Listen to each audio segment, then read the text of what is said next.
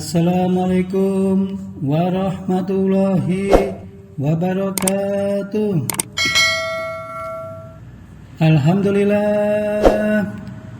Alhamdulillahirabbil alamin.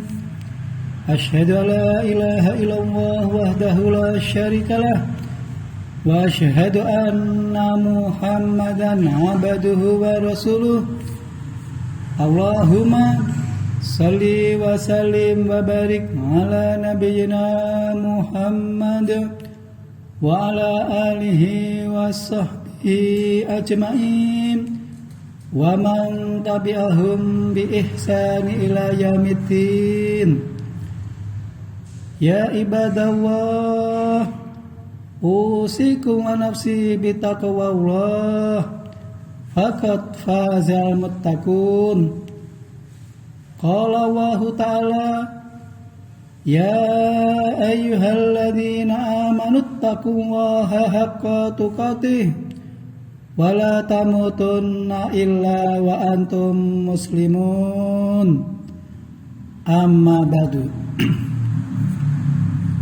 Kaum muslimin, jamaah sekalian yang dirahmati Allah, alhamdulillah, puji syukur kepada Allah Subhanahu wa ta'ala yang telah melimpahkan rahmatnya pada kita semua, sehingga kita oleh Allah masih diberi kesehatan, kekuatan, kesempatan, dan nikmat-nikmat yang lainnya.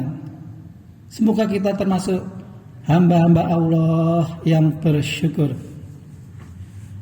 Kaum muslimin, jamaah sekalian yang dirahmati Allah, alhamdulillah, pada hari ini kita memperingati Hari Ibu. Semoga dengan peringatan Hari Ibu ini menambah rasa hormat dan menghormati para ibu, karena begitu besarnya jasa para ibu, bahwa para ibu adalah pendidik, pembimbing, dan pencerah yang pertama dan utama bagi anak-anaknya. Kaum muslimin, jamaah sekalian yang dirahmati Allah, Allah Subhanahu wa ta'ala telah berfirman, Kulil mu'minina yahuddu min abasarihim wa yahfadhu furujahum dzalika azka lahum innallaha khabirum bima yasnaun.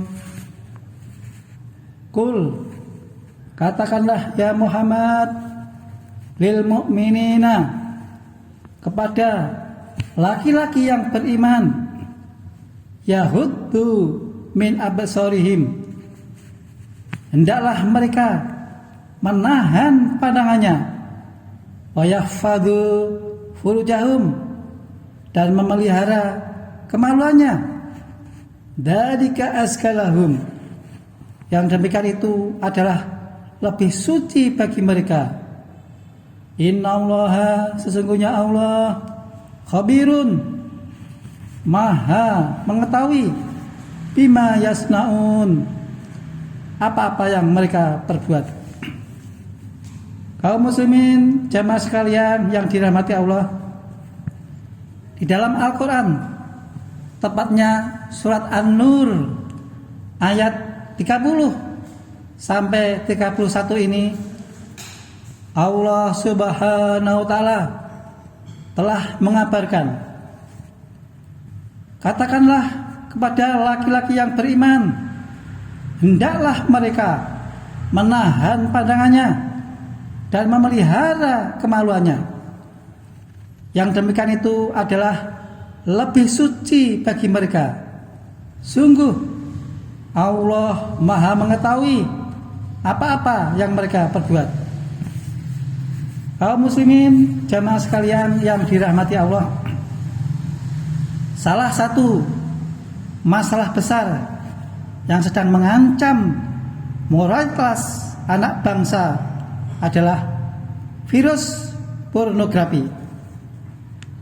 Pengaruh teknologi informasi yang begitu kuat yang diiringi lemahnya iman serta kurangnya filter merupakan penyebab pelajar mengakses konten pornografi.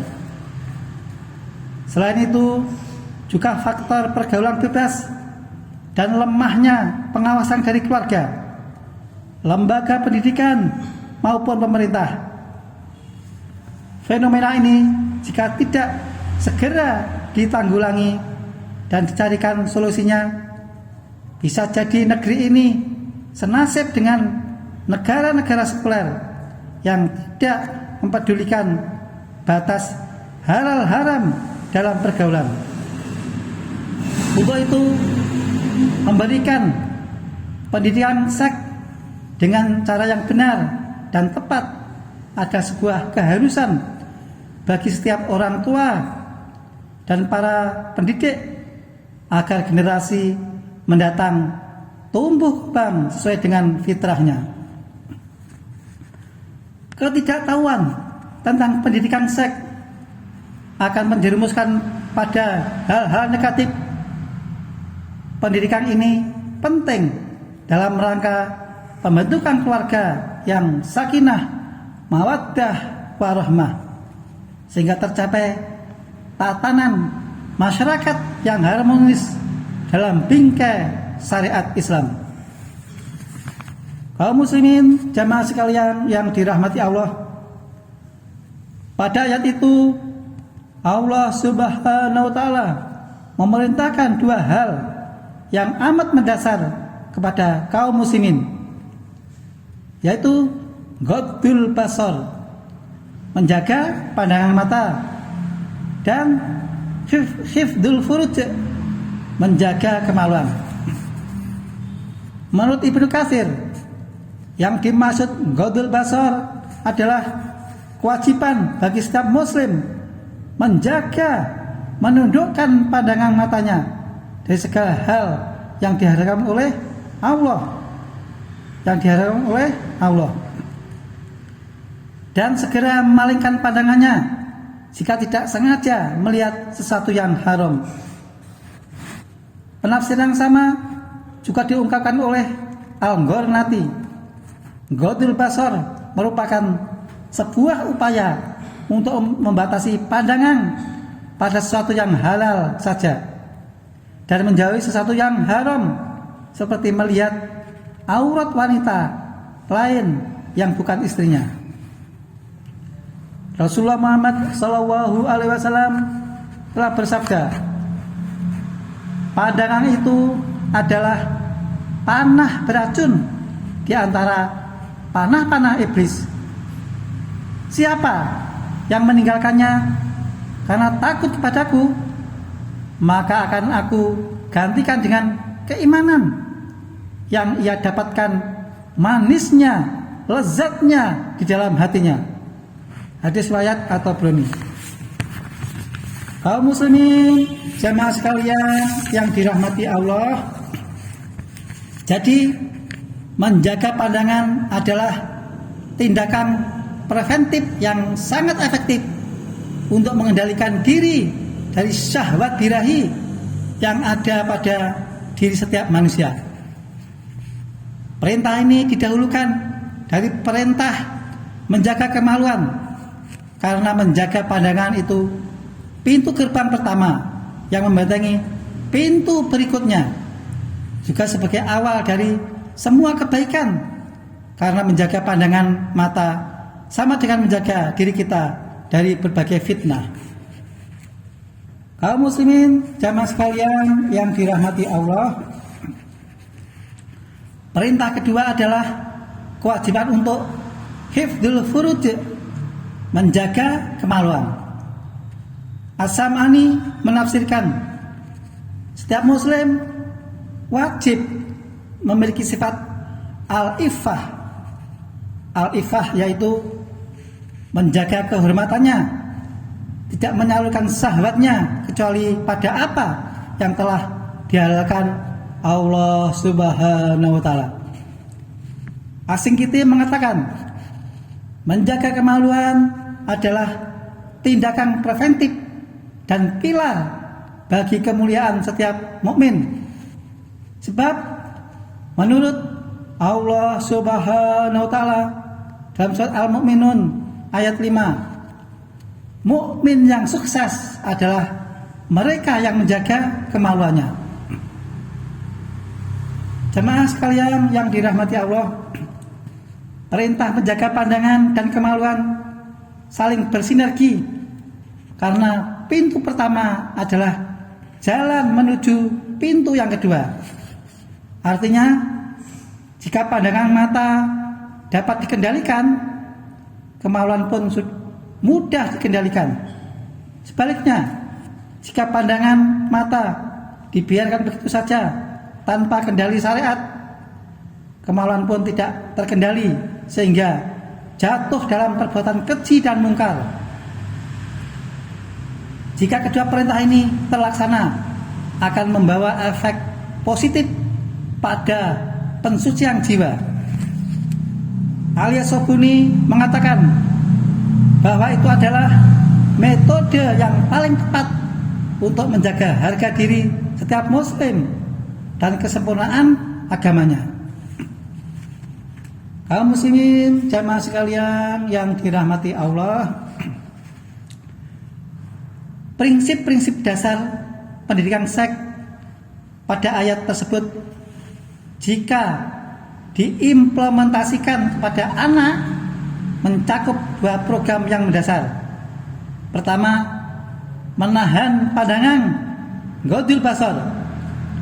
Hal itu dapat dilakukan dalam bentuk menghindarkan anak dari segala bentuk tontonan yang mengandung pornografi, porno aksi, dan segala hal yang mengundang syahwat, baik yang terdapat di media cetak maupun elektronik dan lingkungan yang tidak kondusif. Juga mengawasi dan membatasi penggunaan handphone, internet, dan sejenisnya agar tidak disalahgunakan pada hal-hal yang negatif. Selain itu, perlu memisahkan antara anak laki-laki dan anak perempuan di ruang kelas dan ruang lainnya sejak duduk di bangku TK sampai perguruan tinggi agar tidak terjadi ikhtilat di antara mereka. Demikian juga memisahkan tempat tidur dimulai dari usia 10 tahun, karena pada usia ini anak mulai melakukan eksplorasi ke dunia luar. Anak tidak hanya berpikir tentang dirinya, tapi juga sesuatu yang ada di luar dirinya. Pemisahan tempat tidur merupakan upaya menanamkan kesadaran pada anak tentang eksistensi dirinya. Jika pemisahan tempat tidur dilakukan terhadap anak dengan saudaranya yang berbeda jenis kelamin, secara langsung ia telah ditumbuhkan kesadarannya tentang eksistensi perbedaan jenis kelamin. Kaum muslimin jamaah sekalian yang dirahmati Allah, ada 3 ketentuan waktu yang tidak diperbolehkan bagi anak-anak untuk memasuki kamar orang dewasa, kecuali meminta izin terlebih dahulu. Yang pertama, waktu sebelum sholat subuh. Yang kedua, waktu zuhur. Dan yang ketiga, waktu setelah sholat isya. Syariat ini ditetapkan mengingat di antara ketiga waktu itu merupakan waktu aurat, di mana ketika badan atau aurat orang dewasa banyak terbuka. Jika pendidikan semacam ini ditanamkan pada anak-anak, maka ia akan menjadi anak-anak yang memiliki sopan santun, etika yang luhur. Kedua, menjaga kemaluan atau hifdzul furuj. Ini bisa dilakukan dengan menanamkan rasa malu pada anak sejak dini. Jangan biasakan anak-anak walau masih kecil bertelanjang di depan orang lain. Misalnya ketika keluar kamar mandi dan berganti pakaian. Membiasakan anak-anak perempuan sejak kecil berbusana muslimah, menutup aurat untuk menanamkan rasa malu sekaligus mengajari anaknya tentang auratnya. Selain itu, perlu juga menanamkan jiwa maskulinitas pada anak laki-laki dan jiwa feminitas pada anak perempuan agar tidak terjadi penyimpangan fitrah, sebab Islam tidak menghendaki wanita menyerupai laki-laki. Begitu juga sebaliknya. Rasulullah Muhammad SAW melaknat laki-laki yang berlagak wanita dan wanita yang berlagak meniru laki-laki. Hadis riwayat Bukhari. Kaum muslimin jamaah sekalian yang dirahmati Allah, pendidikan seks dalam Al-Quran tidak hanya sekedar informasi yang berorientasi fisik semata, tapi lebih kepada bimbingan akidah, ibadah, dan kehidupan bermuamalah dalam rangka membentuk tatanan masyarakat yang harmonis di bawah naungan syariat Allah Subhanahu wa taala. Mudah-mudahan Allah Subhanahu wa taala melimpahkan rahmatnya pada kita semua sehingga kita dimasukkan ke dalam golongan hamba-hambanya yang saleh, hamba-hambanya bertakwa, hamba-hambanya yang senantiasa taat kepada Allah dan Rasulnya. Mudah-mudahan oleh Allah diberkahi hidup kita, diberkahi keluarga kita, diberkahi anak keturunan kita, diberkahi rezeki kita, diberkahi urusan kita, diberkahi bangsa dan negara Indonesia ini. Mari kita tutup dengan doa kafaratul majlis. Subhanakallahumma wa bihamdik asyhadu an la ilaha illa anta astaghfiruka wa atubu ilaik. Assalamualaikum warahmatullahi wabarakatuh.